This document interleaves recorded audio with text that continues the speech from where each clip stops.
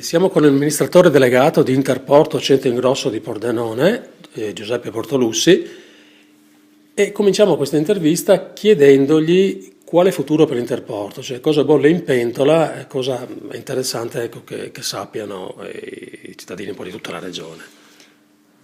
Allora, diciamo che cosa bolle in pentola e quale futuro. Il futuro è già scritto quello di Interporto perché sostanzialmente è una grande realtà. Ci dimentichiamo che all'interno ci sono circa 64 aziende per 710 addetti e l'ultimo rilevamento statistico che abbiamo fatto con circa 400 milioni di fatturato consolidato. Se poi parliamo di quali sono le intenzioni o le progettualità, eh, ricordiamo che la questione del treno ormai è diventata una questione non più di Interporto di Pordenone, ma una questione nazionale, anzi europea, per abbattere le emissioni e per rendere praticamente più sostenibile il traffico che ora mantiene livelli del 90 e passa per cento su gomma, per cui l'obiettivo del governo nazionale, ma dell'Europa intera, è quello di favorire ovviamente l'utilizzo del treno.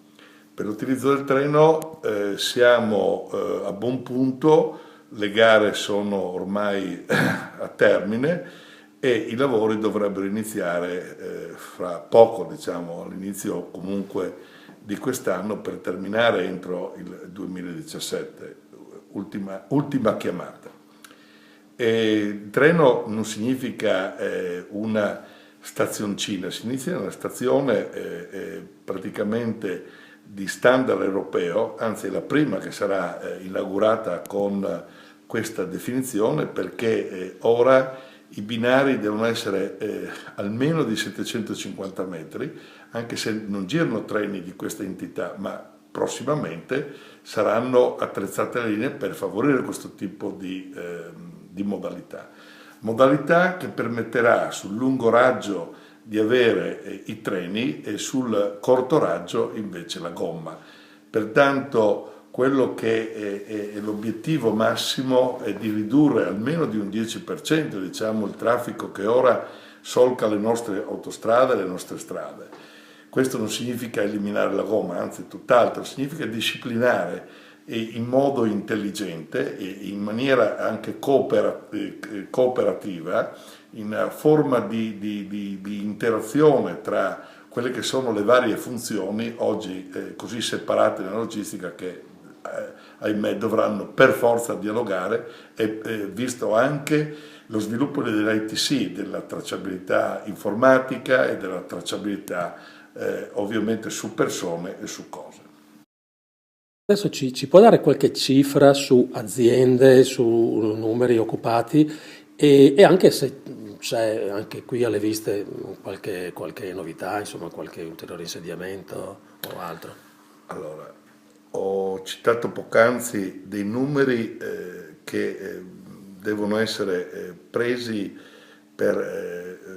non per quello che sono, ma per l'entità che possono esprimere. Uno che arriva in Interporto credeva che quattro vetrine spente fossero la fotografia di una situazione, come si dice, dispersa. Invece su 80 ettari, ricordiamo che è un'entità di porzione di terreno di Pordenone enorme, invece ci sono quelle aziende che ho citato prima, circa 64-65 aziende distribuite nel settore ingrosso, nel settore logistico, nel settore trasportistico e i servizi tipo doganali, tipo spedizionieri, che vengono naturalmente offerti nell'area, integrati dalla dogana, dal servizio doganale e dalla motorizzazione. Tutto questo in futuro verrà integrato da altri servizi tipo un parcheggio di scambio. Cosa significa? Significa che sono aree attrezzate che permettono la sosta prolungata che diversamente non può essere fatta chissà che in ogni dove, tenendo conto che nelle soste oggi sono previste la separazione anche dei mezzi che trasportano merci pericolose rispetto alle merci cosiddette tradizionali.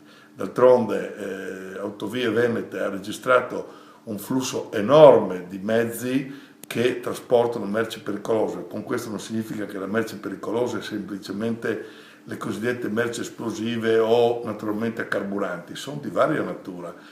Mi ricordo di una statistica proprio che la stessa gestore dell'autostrada aveva fornito, mi pare nel 2010-2011, ma che sostanzialmente è in incremento, parlava di oltre 30.000 carichi in 8 mesi solo di questa natura. Per cui essere attenti a quelle che sono le esigenze di un vero servizio è per noi una missione. Poi creare i presupposti per lo scambio delle merci, perché nel sistema logistico una parola che è praticamente fa paura si chiama bilanciamento. Senza il bilanciamento del traffico non abbiamo profitto e naturalmente le aziende vanno in grosse difficoltà.